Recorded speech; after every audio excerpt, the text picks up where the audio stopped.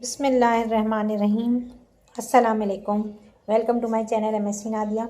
आज की वीडियो में हम करेंगे एक्सरसाइज 19.2 क्वेश्चन नंबर 7 है। Find the inverse of the following matrices by adjoint method if exist. यहाँ आपको मैट्रिक्स ए दिया हुआ है और आपने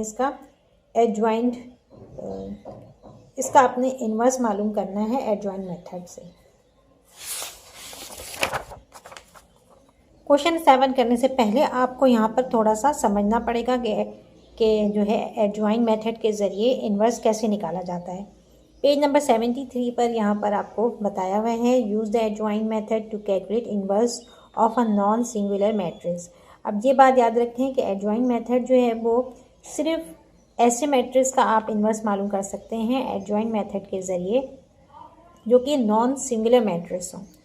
ठीक है, सिंगुलर नॉन सिंगुलर मैं आपको पहले बता चुकी हूँ।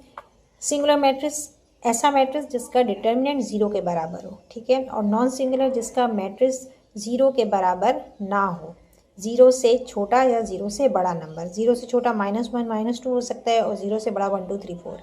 तो सिंगुलर नॉन सिंगुलर आपको पता होना चाहिए।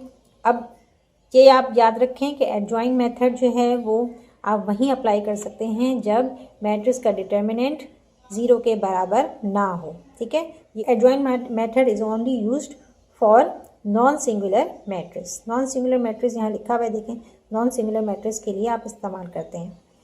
तो ये चीज़ें आपको मालूम होनी चाहिए क्योंकि एमसीक्यूज में इस तरह के क्वेश्चन करते हैं। तो आप अगर कोई सवाल आपको देते हैं तो आप पहले डिटर्मिनेंट मालूम करके देख लें कि उसका 0 ना हो। अगर 0 नहीं है तो आप उसका एडजॉइंट मालूम करेंगे, अदरवाइज पॉसिबल नहीं है कि एडजॉइंट उसका एग्जिस्ट करे। तो यहाँ पर ए इन्वर्स को इस तरह से शो किया है और ये बराबर होते हैं adjoint of any matrix divided by determinant. ठीक है, आपको उसके डिटर्मिनेंट से डिवाइड करना है। तो एडजॉइंट जो है मैट्रिक्स ए का एडजॉइंट हम कर चुके हैं, किस तरह से मालूम करते हैं, और फिर आप उसको डिटर्मिनेंट से डिवाइड कर दें तो आपके पास इन्वर्स आ जाता है उस मैट्रिक्स का। The method of finding inverse in this way is called adjoint method. और इस मेथड को एडजॉइंट मेथड कहते हैं। यहाँ पर एग्जाम्पल दी हुई हैं तो ये हमें समझने की ज़रूरत नहीं है, आगे हम कर रहे हैं क्वेश्चन तो हमारा कॉन्सेप्ट क्लियर हो जाएगा। पार्ट 1 है, इसमें मैट्रिक्स ए दिया हुआ है आपको। अब हमें इन्वर्स मालूम करना है तो इन्वर्स A-1 इस तरह से A-1 इन्वर्स को रिप्रेजेंट कर रहे हैं। ये किसके बराबर होता है? ADJ adjoint of matrix A divided by determinant of A, where determinant of matrix A is not equal to 0, 0 के बराबर ना हो। ठीक, अब इसके लिए हमें मैट्रिक्स का एडजॉइंट मालूम करना है और फिर उसका डिटर्मिनेंट मालूम करना है। तो पहले हम डिटर्मिनेंट मालूम कर लेते हैं। अगर डिटर्मिनेंट 0 के बराबर नहीं है तो फिर हम एडजॉइंट मालूम करेंगे, वरना अगर 0 है तो फिर हमें एडजॉइंट मालूम करने की ज़रूरत नहीं पड़ेगी। तो यहाँ पर मैं डिटर्मिनेंट मालूम कर रही हूँ। इसका determinant of matrix A is equal to 2/2 का मैट्रिक्स है, स्क्वायर मैट्रिक्स है, तो इसका मालूम करना बहुत आसान है। Determinant A multiply by determinant of matrix A is equal to A multiply by D multiply by D minus B multiply by C. ये फॉर्मूला है डिटर्मिनेंट के लिए फॉर स्क्वायर मैट्रिक्स। ए यहाँ पर 3 है, ये A B C and D है। A को डी से मल्टीप्लाई करना है, यानी 3 को मल्टीप्लाई करेंगे -1 से, दरम्यान में माइनस की साइन आएगी, और फिर बी ए है सी ए है, तो 2 को -2 से मल्टीप्लाई करेंगे, 2 मल्टीप्लाई बाय -2, 3 1 ज़ा 3 माइनस प्लस माइनस -3 आएगा, यहाँ माइनस माइनस प्लस 2 2 ज़ा 4 +4। तो डिटर्मिनेंट क्या आ रहा है हमारे पास? 4 में से 3 माइनस करेंगे 1 बचेगा। Determinant is equal to 1। तो ये बराबर नहीं है 0 के। ठीक है, determinant is not equal to 0, 0 से बड़ा है।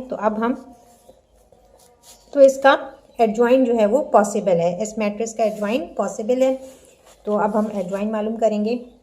Find adjoint A. Adjoint A के लिए आप क्या करते हैं? Adjoint A is equal to, क्योंकि ये स्क्वायर मैट्रिक्स है तो इसका एडजॉइंट बहुत आसान होता है, ए और डी की पोजीशन को चेंज कर देते हैं, ठीक है। तो यहाँ पर 3 की जगह -1 आ जाएगा और -1 की जगह 3 आ जाएगा, -1 3, और यहाँ पर साइन चेंज हो जाएगी, यहाँ प्लस साइन है, माइनस आएगी, यहाँ प्लस साइन आएगी, -2 +2, ठीक है। ये हमने एडजॉइंट बना लिया। पहले आपने डिटर्मिनेंट मालूम करना है, फिर एडजॉइंट मालूम कर लें, और अब आप इन दोनों को डिवाइड कर दें, ठीक है। तो A inverse is equal to ADJ adjoint of A divided by determinant of A matrix. अब डिटर्मिनेंट किसके बराबर है? 1 के बराबर है, तो एडजॉइंट सेम ही रहेगा, ठीक है। एडजॉइंट ए ये है, इसको आप 1 से डिवाइड करेंगे तो यही आंसर आएगा। तो हमारे पास ए इनवर्स क्या आ रहा है? -1 -2 2 3, ये हमारा ए इनवर्स आ रहा है और ये आंसर है। अब सेकंड पार्ट है, इसमें बी मैट्रिक्स आपको दिया हुआ है, आपको बी इनवर्स मालूम करना है, ठीक है। तो inverse adjoint of matrix B divided by determinant of matrix B, सही। अब आपको सबसे पहले क्या मालूम करना है? डिटर्मिनेंट मालूम करना है। First find out determinant of matrix B. Determinant का फॉर्मूला क्या है? A × D - B × C only for square matrix, ठीक है। ये आप फॉर्मूला सिर्फ स्क्वायर मैट्रिक्स के लिए यूज़ कर सकते हैं। तो ये स्क्वायर मैट्रिक्स है, यहाँ पर A B C D, A को D से मल्टीप्लाई करेंगे 3 × 10, तो यहाँ क्या आएगा? 3 × 10, दरम्यान में माइनस की साइन है, और B × C, 6 को 5 से मल्टीप्लाई करना है, तो यहाँ पर क्या आएगा? 6 × 5। Determinant is equal to, determinant is equal to 3 10 30, 3 10 30 और माइनस साइन आएगी, 6 5 30, 30 में से 30 माइनस करेंगे, क्या बच रहा है? 0। Determinant of matrix is equal to 0,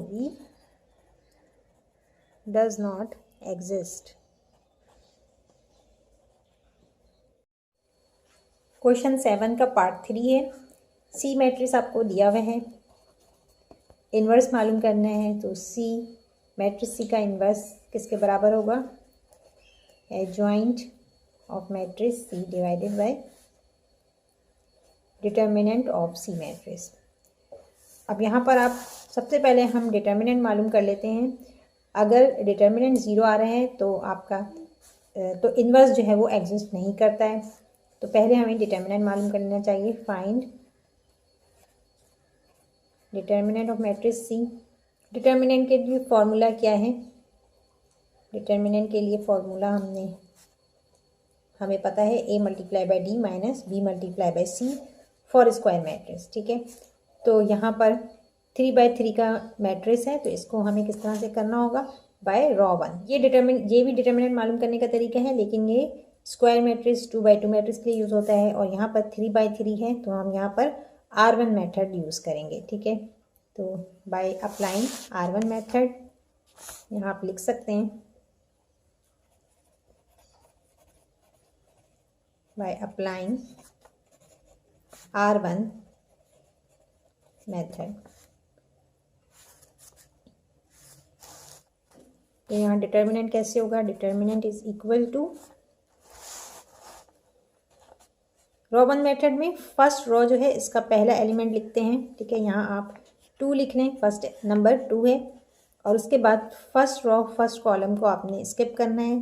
क्या आ रहा है आपके पास? 2 1 1 2, तो यहाँ आप लिखेंगे 2 1 1 2। इसके बाद आपने सेकंड नंबर लेना है, 1 है, माइनस साइन आएगी, 1 लिखेंगे, और अब आपने फर्स्ट रॉ सेकंड कॉलम को स्किप करना है, 3122 आएगा, 3122।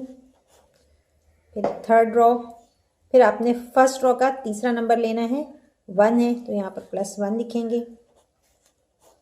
और अब आपने फर्स्ट रो थर्ड कॉलम को स्किप करना है, तो यहाँ बचेगा 3221, 3221। अब देखें ये 2 बाई 2 का मैट्रिक्स हो गया। अब यहाँ पर आप ये फॉर्मूला अप्लाई कर सकते हैं। अब यहाँ पर डिटरमिनेंट मालूम करने के लिए ये फॉर्मूला अप्लाई करेंगे। 2 यहाँ पर 2 और 2 मल्टीप्लाई होगा, ठीक है। ए मल्टीप्लाई बाई डी है, ABCD, ए को डी से मल्टीप्लाई करेंगे, बी को सी से। मैं डायरेक्ट आंसर लिख रही हूँ, 2 2 ज़ा 4, दरम्यान में माइनस साइन आएगी, 1 1 ज़ा 1। फिर यहाँ पर -1 है। इसी तरह 3 को 1 से करेंगे, 3 1 ज़ा 3, -2 1 ज़ा 2, +1 आएगा। यहाँ पर 3 को 1 से करेंगे, 3 1 ज़ा 3, 2 2 ज़ा 4, दरम्यान में माइनस की साइन, ठीक है। ये माइनस की साइन फॉर्मूले में है, यही हमने पुट किया है।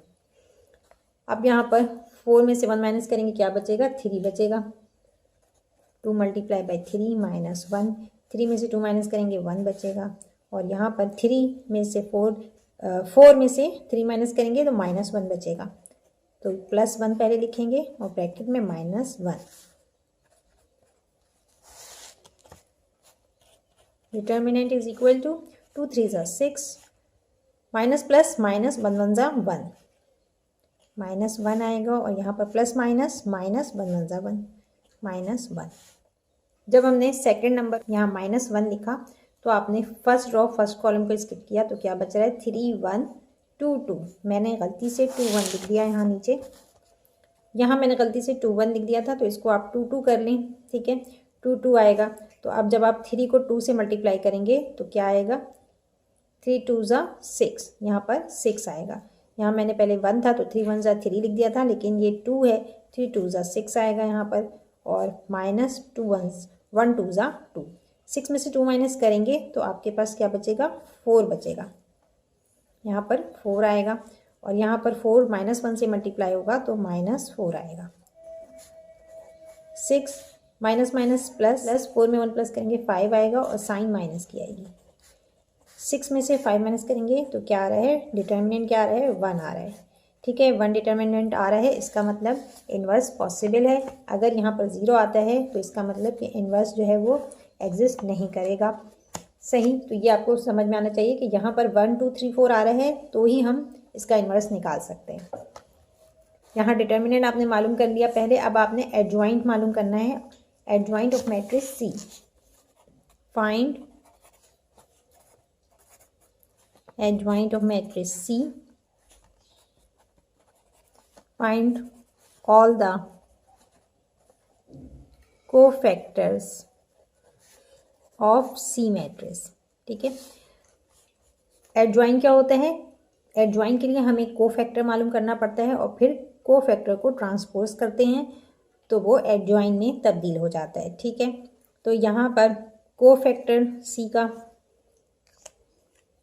मैट्रिक्स सी का क्या होगा, अगर ए होता, मैट्रिक्स का नेम ए होता तो फिर हम A11 A12 A13 लेते हैं, लेकिन यहाँ सी है तो मैं उसी हिसाब से यहाँ पर कर देती हूँ, C11 C12 C13, फिर C21 C22 C23 C31 C32 C33, ठीक है। ये सारे कोफैक्टर्स हैं, इन सबको हमें मालूम करना है। Formula for cofactor AIJ, formula for cofactor AIJ is equal to -1 I + J MIJ। A जो है वो कोफैक्टर के लिए है और एम जो है वो माइनर्स को रिप्रेजेंट कर रहा है, ठीक। आई जो है वो रॉ और जे किसके लिए होता है, कॉलम के लिए, ये मैं आपको पहले भी बता चुकी हूँ। तो सी C11 देंगे, C11 is equal to -1 1 + 1 M11 -1 power क्या हो जाएगी 2, 1 में 1 प्लस करेंगे 2 पावर आएगी, और M11 की जगह हम क्या करेंगे, यहाँ ऊपर आप मैट्रिक्स देख लें, यहाँ पर आपने M11 है तो फर्स्ट रो और फर्स्ट कॉलम को स्किप करना है। आपके पास क्या बच रहा है 2 1 1 2। M11 की जगह आएगा 2 1 2 1 1 2। ठीक है, फर्स्ट रो फर्स्ट कॉलम को स्किप कर देंगे, 2 1 1 2 आ रहा है। अब आपने क्या करना है, यहाँ पर -1 की पावर 2 है तो ये पॉजिटिव हो जाएगा, सिर्फ 1 आएगा, और यहाँ पर a मल्टीप्लाई बाई डी 2 2 ज़ा 4, माइनस की साइन आएगी, b मल्टीप्लाई बाई c 1 1 ज़ा 1। यहाँ पर 4 में से 1 माइनस करेंगे तो क्या बचेगा 3 बचेगा, तो 1 को हमें मल्टीप्लाई करना है 3 से, 3 1 ज़ा 3, C11 आपके पास आ रहा है 3। अब इसके बाद हमने C12 मालूम करना है, C12 is equal to -1 1 + 2 M12 -1 power क्या होगी 1 में 2 प्लस करेंगे 3 आएगा, और M12 ऊपर आपको मैट्रिक्स देखना पड़ेगा। मैं यहाँ मैट्रिक्स दोबारा उतार रही हूँ क्योंकि हमें बार बार ऊपर की तरफ कैमरा ले जाना पड़ता है। तो यहाँ पर 2 1 1 3 2 1 2 1 2, ये है मैट्रिक्स C। अब यहाँ पर 1 2 है, M12 है तो 1 रो 1 है और कॉलम 2 रो 1 कॉलम 2, क्या बच रहा है 3 1 2 2, तो यहाँ पर आएगा 3 1 2 2। इधर ही आगे कर लेते हैं। अच्छा, पावर 3 है तो -1 ही रहेगा, और यहाँ पर a मल्टीप्लाई बाई b 3 2 ज़ा 6, साइन माइनस की आएगी, और 1 2 ज़ा 2, माइनस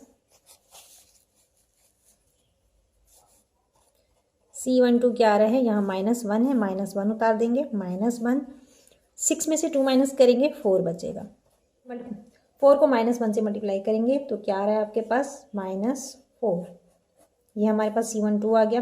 इसके बाद इसी तरह C13 मालूम करेंगे तो -1 1 + 3 M13 -1 3 में 1 प्लस करेंगे 4 हो जाएगा, और हमें M13 लेना है तो फर्स्ट रो और थर्ड कॉलम को स्किप करेंगे, क्या बच रहा है 3 2 2 1, तो यहाँ उतार दें आप 3 2 2 1। अब यहाँ -1 है तो ये पॉजिटिव हो जाएगा क्योंकि पावर 4 है, सिर्फ 1 आएगा। 3 a मल्टीप्लाई बाई d करना है तो 3 1 ज़ा 3 -2 2 ज़ा 4। C13 is equal to 1 multiply by 4 में से 3 माइनस करेंगे -1 बच रहा है, यहाँ -1 आ रहा है, तो -1 को 1 से मल्टीप्लाई करेंगे C13 इज इक्वल टू -1, ये हमारे पास C13 आ गया।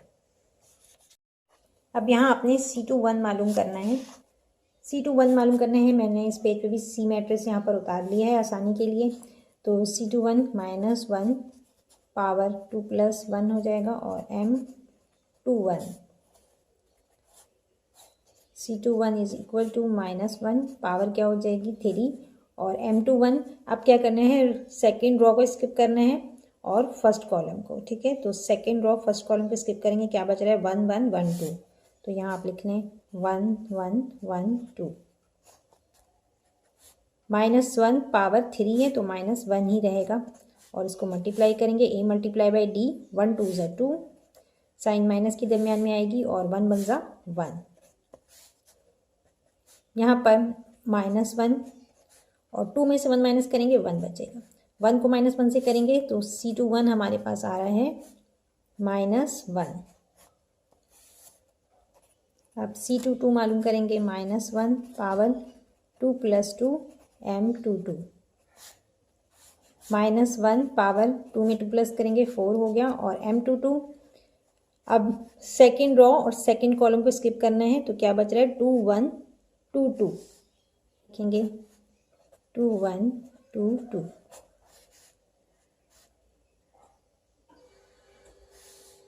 अब यहाँ पर -1 पावर 4 है तो 1 आ जाएगा आंसर, और a मल्टीप्लाई बाई d 2 2 ज़ा 4 आएगा, -1 2 ज़ा 2।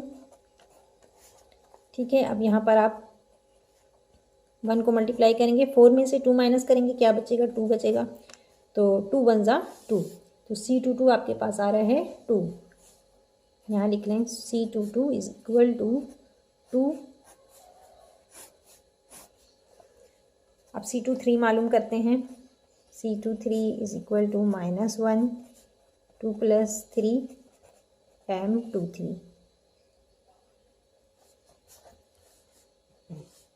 2 में 3 प्लस करेंगे 5 हो जाएगा, -1 पावर 5, और m23 आपने मैट्रिक्स को देखना है। सेकेंड रो थर्ड कॉलम को स्किप करेंगे, क्या बच रहा है 2 1 2 1, देते हैं 2 1 2 1। इसके बाद पावर 5 है, -1 ही रहेगा ये, और a मल्टीप्लाई बाय d करेंगे तो 2 1 ज़ा 2, -1 2 ज़ा 2। 2 में से 2 माइनस कर देंगे तो क्या बचेगा 0 बचेगा, तो यहाँ पर आएगा C23 is equal to -1 multiply by 0। -1 को 0 से करेंगे तो क्या आएगा, C23 आपके पास 0 आ रहा है, सही, तो C23 इज इक्वल टू 0। अब 2 3 तक हमने कर लिया, अब क्या करेंगे C3 1 मालूम करेंगे। अब हमें C3 1 मालूम करना है, तो C3 1 -1 3 + 1 m31, -1 पावर प्लस हो जाएगी, 3 में 1 प्लस करेंगे 4, और m31 क्या आएगा, मैट्रिक्स में देखना होगा हमें। अब थर्ड रो फर्स्ट कॉलम को स्किप करेंगे, 1 1 2 1 बचेगा, तो यहाँ पर आएगा 1 1 2 1। -1 पावर 4 है तो पॉजिटिव हो जाएगा 1, a मल्टीप्लाई बाय d 1 1 ज़ा 1, minus b multiply by c 1 2 ज़ा 2। यहाँ पर क्या बच रहा है 1 मल्टीप्लाई बाय 2 में से 1 माइनस करेंगे, -1 बचेगा, -1 को 1 से करेंगे तो -1 ही आएगा, तो हमारे पास C31 आ रहा है -1 के बराबर। अब इसी तरह C32 मालूम करेंगे, C32 is equal to -1 3 + 2 m32, -1 power कितनी हो जाएगी, 3 में 2 प्लस करेंगे 5, और m31 यहाँ पर आपने थर्ड रो सेकंड कॉलम लेना है, तो यहाँ पर आपने थर्ड रो, ये थर्ड रो है, और सेकंड कॉलम को स्किप करना है, क्या बच रहा है 2 1 3 1 2 1 3 1।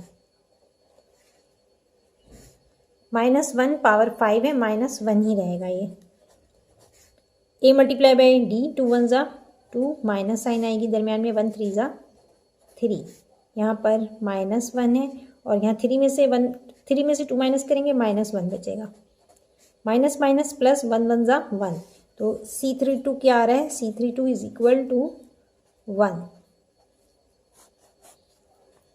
अब इसके बाद 3 3 मालूम करना है, C33 is equal to -1 3 + 3 m33, -1 power 3 में 3 6 हो जाएगा, m33 ऊपर देखते हैं हम। थर्ड रो थर्ड कॉलम को स्किप करेंगे, क्या बच रहा है 2 1 3 2, तो m33 आ रहा है 2 1 3 2, -1 पावर 6 है तो पॉजिटिव हो जाएगा, जब भी इवन पावर होगी तो नेगेटिव साइन हट जाएगी, पॉजिटिव हो जाएगा, तो 1 आएगा, और इसके बाद a मल्टीप्लाई बाय d 2 2 ज़ा 4, माइनस साइन दरमियान में, b मल्टीप्लाई बाय c 1 3 ज़ा 3, 4 में से 3 माइनस करेंगे 1 बचा, 1 और 1 मल्टीप्लाई होगा, 1 और 1 को मल्टीप्लाई करेंगे तो 1 आंसर आएगा। तो इस तरह से C33 इज इक्वल टू 1। अब हमने सारे निकाल लिए वैल्यूज़, ठीक है। कोफैक्टर्स हमने मालूम कर लिए हैं। तो अब हमने इन सबको आप पहले रॉ में लिखनी, जो वैल्यूज़ आपके पास आई हैं।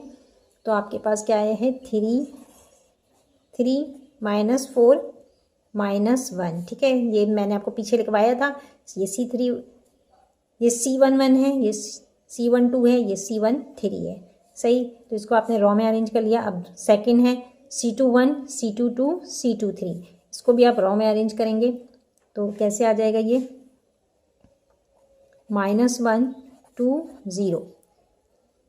इसके बाद थर्ड रॉ में C31 C32 C33, तो C31 हमारे पास है -1 और C32 1 है और C33 1 है, ठीक है।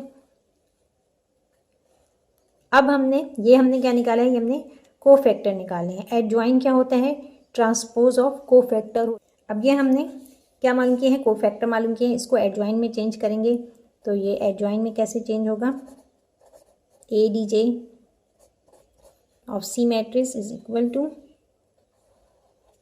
यहाँ पर आप ये जो आपने रॉ में लिखा है इसको कॉलम में लिखेंगे। तो मैं ये पहले ही बता चुकी हूँ, आप चाहें तो ये इस तरह ना लिखें, आप डायरेक्ट इसको कॉलम में अरेंज कर दें, एडजॉइन आ जाएगा आपके पास, ठीक है। तो अब मैं इसको कॉलम में लिख रही हूँ 3 -4 -1, उसके बाद -1 2 0 -1 2 0 और लास्ट रो का है -1 -1 1 1, ठीक है। तो ये हमने क्या किया, ट्रांसपोज किया रॉ को कॉलम में, तो हमारे पास एडजॉइन C आ गया। अब हमने इन्वर्स मालूम करना है, ठीक है। तो इन्वर्स के लिए फॉर्मूला मैंने आपको स्टार्ट में लिखवाया था। इन्वर्स का फॉर्मूला क्या होता है, एडजॉइन को आप डिवाइड करते हैं डिटर्मिनेंट से, ठीक है। डिटर्मिनेंट से आप डिवाइड करते हैं। तो यहाँ पर एडजॉइन को आप डिटर्मिनेंट से डिवाइड कर दें। नीचे भी आप 1 लिख सकते हैं और ऐसे यहाँ साइड में भी कर सकते हैं कि 1 डिवाइडेड बाय 1, ठीक है। डिटर्मिनेंट हमारे पास क्या आया था, 1 आया था। तो जब हम 1 से इस मैट्रिक्स को डिवाइड करेंगे, 1 से एडजॉइन को डिवाइड करेंगे तो सेम ही आएगा हमारे पास, ठीक है। तो इसका मतलब इन्वर्स जो है वो सेम है। अगर यहाँ पर 2 होता तो फिर हमें इन सबको 2 से डिवाइड करना पड़ता। तो चूंकि 1 है तो ये सेम रहेगा। कोई भी चीज़ 1 से मल्टीप्लाई या डिवाइड होती है तो वो सेम ही रहती है। तो इसलिए C का इन्वर्स, मैट्रिक्स C का इन्वर्स जो है वो हमारे पास सेम यही आएगा, 3 -1 -1 -4 2 1 -1 0 1। यह आ गया हमारे पास इन्वर्स आंसर।